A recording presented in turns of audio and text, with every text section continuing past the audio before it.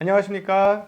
증시각도의 TV 시청자 여러분 그리고 투자자 여러분 반갑습니다. 오늘 이 시간은 투자인사이트 번외편 월가 이야기 그 두 번째 시간 홍익희 선생님과 함께하는 재미난 월가 이야기를 또다시 여러분들과 만나게 되어서 기쁘게 생각합니다. 그 여행 안내자로서 우리도 이끌어 주실 홍익희 선생님 만나뵙도록 하겠습니다. 선생님 안녕하세요. 안녕하세요. 네, 어서 오십시오. 이렇게 좋은 자리를 계속 해주셔가지고 너무 여러모로 감사드립니다. 저희는 지난 시간에 유대인들이 브라질에서부터 쫓겨나오고 그리고 또 서인도 회사를 차려서 맨하탄에 자리를 잡는 그런 과정들에 대한 이야기, 그리고 독립전쟁 이후 거기 독립전쟁에서 유대인들이 혁혁한 공을 세우고 뒤에 돈을 많이 대주면서 뉴욕을 세우는데 주요한 사람들이 되었다 하는 얘기를 나누면서 뉴욕 맨하탄이 어떻게 생겼는지 그리고 정치체제가 어떻게 생겼는지까지 이야기를 나누었습니다.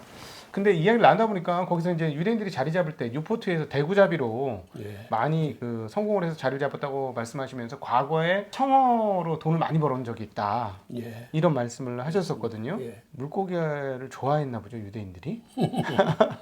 유대인들이 사실은 스페인 제국에서 추방당해가지고 네덜란드 저지대로 올라갔을 때 네덜란드는 굉장히 척박한 나라였었고 그 사람들 대부분이 바다에서 청어를 잡았어요.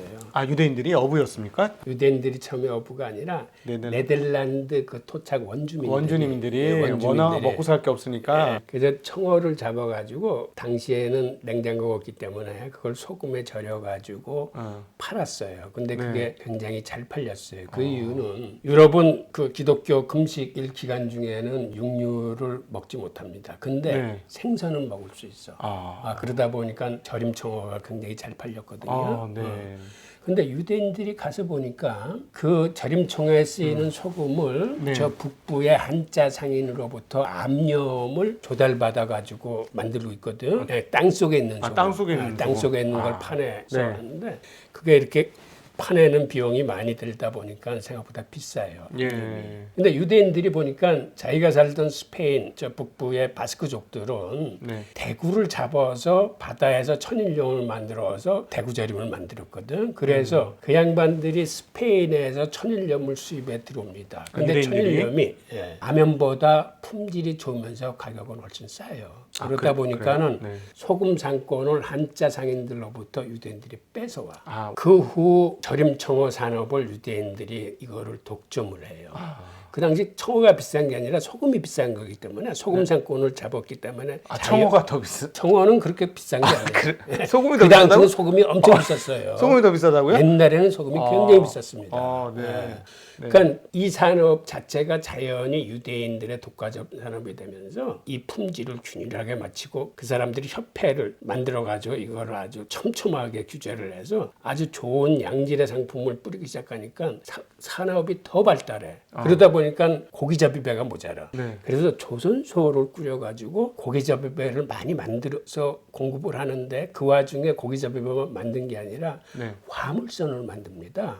그런데 그 화물선을 만들 때 유대인들이 몇 가지 아이디어를 내요. 당시 화물선은 통행세를 낼 적에 물건에 대해서 일일이 관세를 매긴 게 아니라 그 배의 갑판의 크기를 보고 배 단위로 그 세금을 매겼어요. 그러다 보니까 유대인들이 꾀를 내. 갑판에 붙어있던 대포 다 떼어내고 갑판은 조그맣게 만든 다음에 상품 싣는 선봉만 아주 크게 만들어. 그래서 배불뚝이 좀 기형스러운 배가 탄생을 해요. 오뚜기 같이.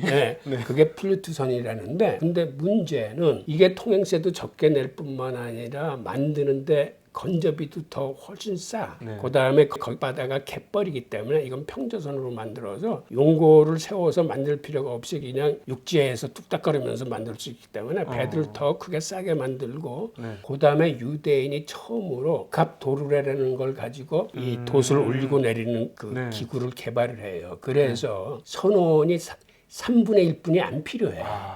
그러다 보니까 이 배의 운송비가 경쟁국 배의 운송비보다 3분의 1뿐이 안 돼요. 기술 혁신이네, 완전 그 당시로. 그리고 이게 밑이 평평한 평저선이다 보니까는 강을 거슬러 올라가서 고객이 원하는 가장 가까운 데까지 물건을 배달을 해줘. 거의 배 밑에 들어가는 부분이 얕기 때문에 이게 웬만한 얕은 강도 거슬러 올라갈 수 있어요. 네. 그러다 보니까 유럽의 화물을 싹쓸이합니다. 아. 그래서 암스테르담이 유럽의 상품이 전부 몰리는 물류 기지가 돼. 네. 그리고 여기에 중개무역이 발전을 해요. 예. 무역이 발전하면 이거를 지원하기 위한 금융과 그렇지. 보험이 발전을 해요. 그렇겠지. 예. 그러고 그 시대에 중국하고 하기 위해서 네덜란드 동인도 회사를 만들면서 유대인들이 이거를 주식회사 개념으로 만들어요. 예. 대규모 자금을 끌어들이기 위해서. 네네. 그리고 그 주식을 거래하기 위해서 주식 거래소가 탄생이 돼요. 그다음에 네덜란드 암스테르담에 각국의 상품이 모이다 보니까 각국의 통화가 다 모이는 거야. 통화가 1000개도 넘어서 한천. 자기네들도 헷갈려. 그래서 암스테르담 중앙은행을 만들어서 화폐 통일을 이뤄냅니다. 그래서 길더가 탄생해. 사실은 그 당시 최초의 기축 통화가 되는 거예요. 네. 그러니까는 청으로부터 이 자본주의 씨앗인 주식회사, 주식거래소, 중앙은행이 탄생하는 게 100여 년뿐이 안 걸렸어요. 와. 그러니까 청으로부터 사실은 자본주의가 탄생한 거예요. 그러면 유대인이 그 과정에서 싸그리 다 먹었겠네요. 말씀하시는 거 보니까 이거 다 유대인이 다 했겠는데? 그래 그렇게 돼서 네덜란드가 그 척박한 그 고기잡이 어촌에서 네. 세계의 중상주의를 이끄는 그 탑 국가가 된 거예요. 아, 그렇구나. 그리고 이 세력이 고스란히 영국으로 넘어갑니다. 네. 네. 그 과정은 영국이 스페인 제국의 무적 함대를 깨요. 네. 근데 그 당시 영국은 후진국이 되나서 수출하고 팔아먹을 수 있는 물건이 양털 하나뿐이었어요. 그 양털조차도 자기네들이 못 살고 유대인 모험상인들이 가서 수거해서 유대인들이 팔아줬어요. 네. 그랬던 영국이 무적함대를 깨는 통에 해상권을 장악하게 됩니다. 뭐 근데 갖고도 해상권을 장악해도 이게 별로 쓸모가 없거든요. 그렇지. 뭐 팔아먹을 게 없으니까. 그래서 크로멜이 들어서면서 항해조례라는 걸 발표해. 네. 그게 뭐냐면은 영국이나 신대륙과 무역을 하고자 하는 나라는 모든 배를 런던으로 같이 들어와서 영국 배에다 환적을 시켜서 영국 배로만 무역할 수 있다라고 하는 거예요. 네. 그러니까 네덜란드 입장에서는 기가 찬 거야. 그렇지. 자기네들이 그냥 자기들 가면 배로 되는데. 가야 되는데 여기 가서 물건을 다 환적해서 영국 배로 가려니 그래서 전쟁이 벌어져요. 세 차례 전쟁 끝에 네덜란드가 져. 그래서 네덜란드 해안이 다 봉쇄돼요. 그러니까 네덜란드에서 무역선이 나갈 수가 없어.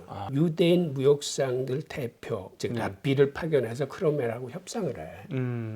근데 협상 결과가 어떻게 나왔냐면 네. 다 런던으로 옮겨와라. 그래서 이때 무역상들이 다 영국으로 옮겨가요. 그러니까 이 무역 네트워크 시스템 자체가 그대로 영국으로 가는 거야. 네. 그래서 후진국이었던 영국이 느닷없이 세계 무역 중심이 중심이 되는 거예요. 어. 그다음에 나중에는 네덜란드 총독 부부가 명예혁명 때 영국 왕으로 초빙이 됩니다. 의회하고 왕실하고의 어떤 그 싸움이 있어가지고 네. 현황을 배제하면서 네. 이 양반들을 영국 왕으로 초빙을 하는데 예. 네덜란드 독립전쟁을 진두지휘하던 그 빌레름 3세인데 네. 이때 빌레름 3세를 적극적으로 도와서 네덜란드의 독립을 이룬 게 유대인들이거든. 예. 유대인들은 여기서마저 쫓겨나면은 자기들은 이제 더 이상 갈 데가 없으니까. 예. 그래서 이 양반이 영국 왕으로 옮길 때 유대 금융인들이 또 쫓아가 양반을. 몽땅. 네, 그 당시 8,000명이 쫓아갔어요. 많이 갔네. 유대인 금융인 8,000명이. 네. 그래서 또 금융 시스템도 그대로 영국으로 옮겨간 거예요. 예. 그리고 그때 어떤 일이 벌어지냐면 이 양반이 영국 왕이 딱 돼서 보니까 프랑스하고 전쟁을 해야 되는데 배가 없어 싸울 전함이. 네. 그래서 다시 한번 유대인들한테 손을 내밀어. 네덜란드 때 전쟁기금 모금기구라는 걸 만들어서 당신들이 나를 이렇게 도와줬듯이 이번에도 한 번 더 빌레름 3사가 같이 간 유대인들한테. 그래서 유대인들이 이걸 뿌리치지 못해. 근데 액수가 너무 커. 도와달라는 액수가 그 당시 120만 파운드인데 예. 이거 전쟁에서 지면은 못 받을 수도 있는데 도와드릴 수도 없고 그렇다고 못 한다고 할 수도 없고 그래서 자기네들이 꾀를 내. 그래서 왕하고 딜을 해. 저희들이 이 자본을 한번 모아보겠습니다. 그래서 빌려드리는데 대신 그 빌려드린 금액만큼 은행권을 발행할 수 있는 거를 허가를 해주십시오. 라고 딜에 성공을 해요. 예. 그리고 왕께서는 저희들한테 빌려가신 돈을 영구히 갚지 않으셔도 됩니다. 매년 이자만 8%를 주십시오. 고액이자인데. 네, 그러니까 네. 왕도 급하니까. 네. 그리고 이제 돈을 안 갚아도 된다고 하니까 이자만 네. 갚아도 된다고 네. 하니까 그래서 딜이 성립돼서 그 전쟁 모금 기구 민간한테 받은 그러한 큰계를 빌려주면서 그때서부터 왕실의 부채는 곧 여기 은행권의 발행으로 연결되는 거예요. 이 시스템이. 빌려준 만큼 은행권을 발행한다. 예. 네. 이게 영란은행의 탄생입니다. 예. 예. 그리고 미국이 바로 이 시스템을 그대로 따와. 그래서 네. 국채 발행하고 은행권의 발행하고가 연계되는 거예요. 요즘에. 예. 그러니까 중앙은행하고? 미국에서도 달러가 네. 발행된다는 건 국채를 건네줘서 그만큼 달러를 받아서 이제 발행시키는 거거든요. 예. 네. 그러면 연준이 갖고 있는 미국 국채에 대한 이자는 받을 것 같습니까? 안 받을 것 같습니까? 한국 입장에선 굉장히 황당한 일인데, 네. 나라한테 이자를 받는다는 게 황당한데 받아야 될 것 같은데요. 예, 네. 예, 맞습니다. 받아요. 그래서 미국 예산의 한 13% 가까이가 사실은 그 국채 이자예요. 포션이 굉장히 커요. 굉장하네요. 예. 그래서 연준이 예를 들어서 미국 국채를 뭐 5조 달러 가지고 있다 그러면 5조 달러에 대한 이자를 줘. 네. 그 연준은 그걸 받아가지고 자기 주주들한테 매년 6% 배당을 해요. 네. 6% 배당을 하고 자기네들 쓸 돈 남겨주고 나머지는 다시 돌려줘 미국 네. 정부한테. 그래서 미국이 국채 발행을 무서워하지 않는 이유 중에 하나예요. 6%라면 받은 이자 중에 6%? 예, 받은 이자 이자 중에 중에 그것도 6%. 상당히 큰 돈이죠. 그러겠죠. 그거를 주주들한테 16% 예산이 16%요?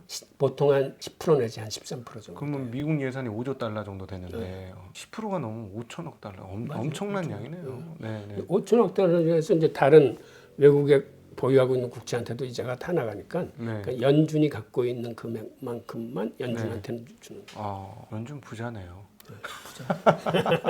아, 이렇게 이제 청어 얘기 한번 잠깐 했다가 중세 근대를 한번 쫙 돌고 지금 왔습니다. 우리 지난번에 이제 월가가 탄생하는 이야기를 나누었었는데 맨하탄까지 이제 지어졌어요. 그 다음에 이제 어떻게 확대가 됐는지가 굉장히 궁금하네요. 예, 이제 그 다음에 중요한 사건은 미국 근대사에서 남북 전쟁 때 JP 모건이 등장을 합니다. 아, 남북 전쟁 때. 예. 네. 그래서 사실은 미국의 산업사와 금융사는 JP 모건의 170년사를 보면은 대충 그 흐름을 다 알 수 있다는 거예요. 그만큼 이제 JP 모건의 역할이 중요한데.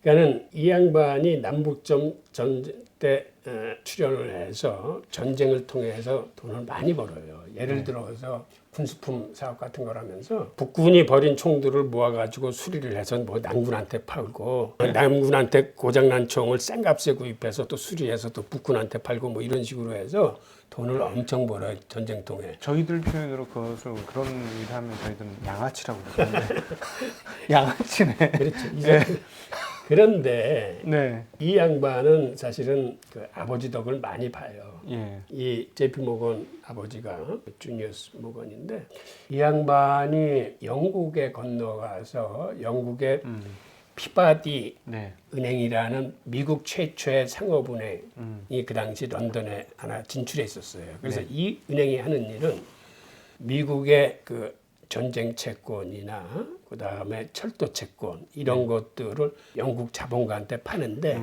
그 큰 손 중에 하나가 로스차일드야. 예. 드디어 그래서 로스차일드. 그 아버지가 로스차일드하고 이 관계가 아주 가까웠었어요. 네. 그리고 나중에는 그 피바디 은행이나 뉴욕에 갖고 있던 은행을 아들한테 다 상속을 시켜줘. 네네. 그래서 본인도 전쟁통에 돈을 많이 벌었지만 네.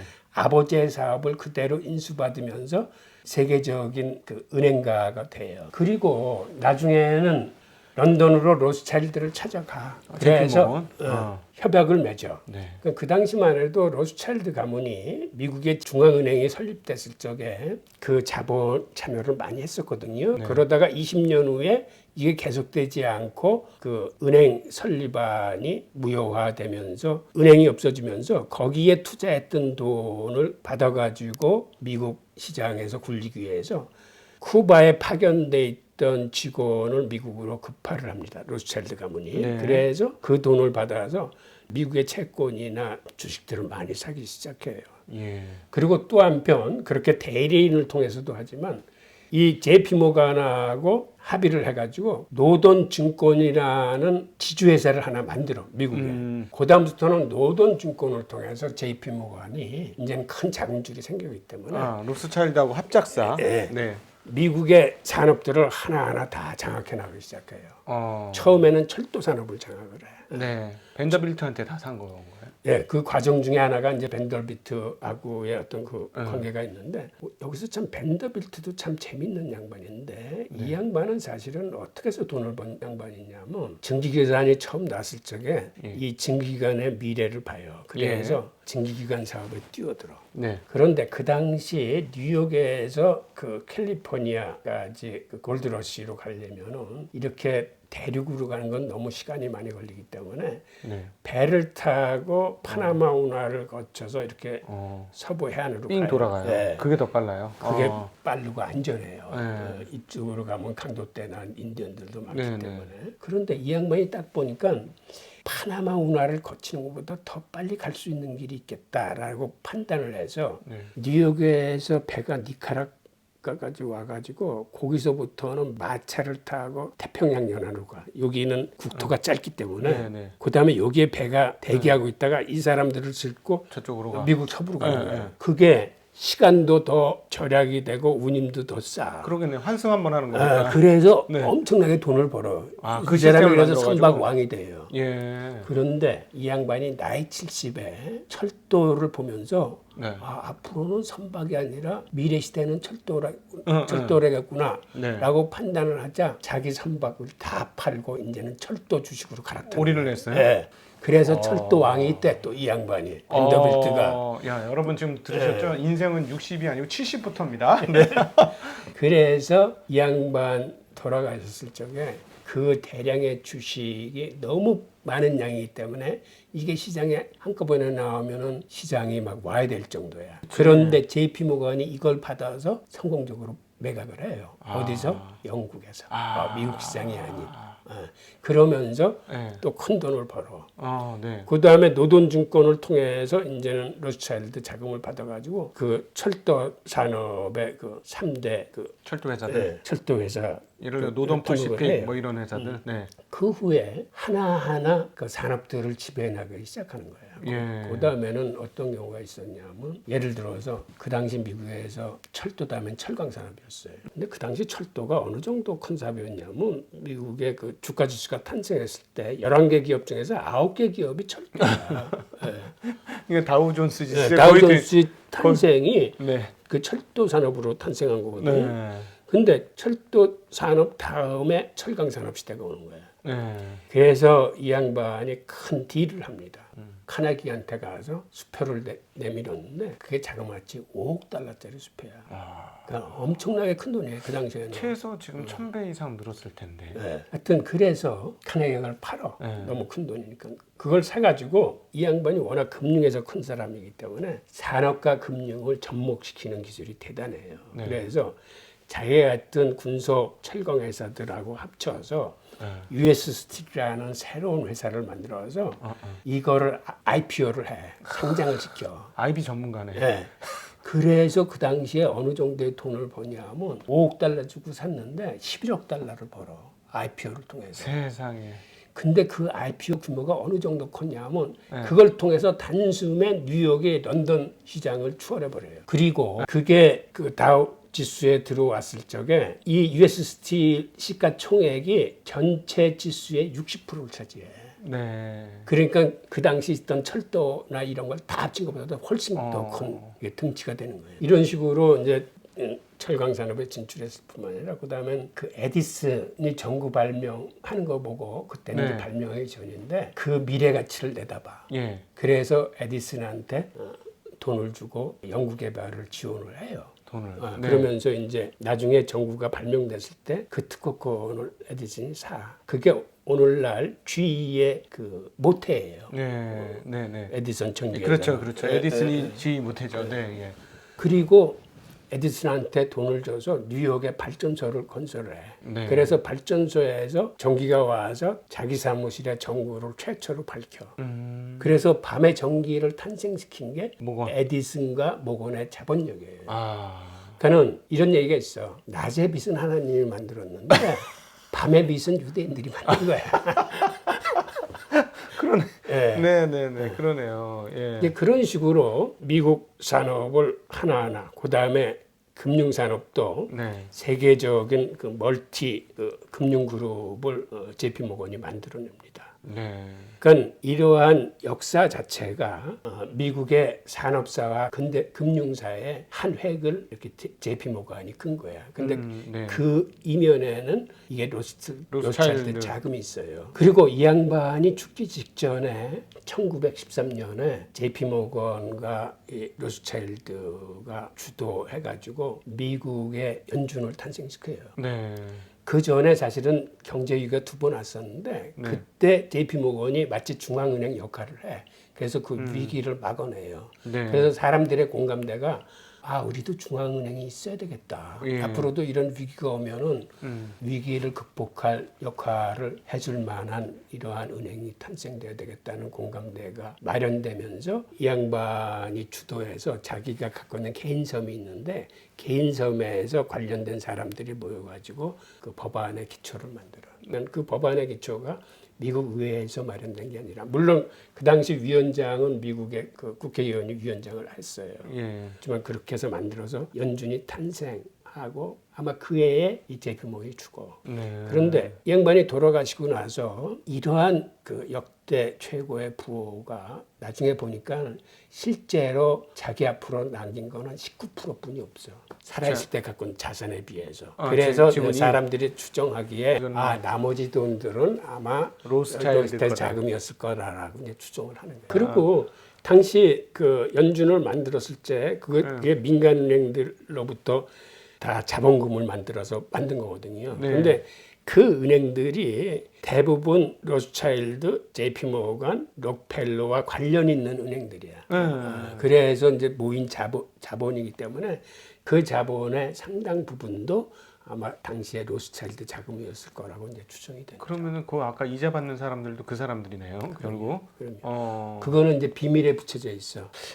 오늘 미국 월가의 이야기 오늘은 여기까지 하고요. 제가 약간 미끼를 드렸던 다음번에는 이런 기업들이 어떻게까지 존속을 하고 있는지에 대한 이야기도 같이 한번 나눠보도록 하겠습니다. 이렇게 귀하고 멋있고 재미난 시간을 만들어주신 홍익희 선생님께 다시 한번 감사의 인사를 드립니다. 선생님 감사합니다. 예, 고맙습니다. 저희 증시각도의 TV에서는 계속해서 월가의 이야기 하나하나 풀어나가도록 하겠습니다. 많은 관심 보여주시고요. 재밌게 듣다 보면 새록새록 미국의 금융 역사에 대해서 알게 되고 그럼 우리는 어떻게 금융을 키워가야 될지도 또 고민할 수 있을 것 같습니다. 여러분 함께해 주셔서 정말 감사합니다. 인사드리겠습니다. 감사합니다. 감사합니다.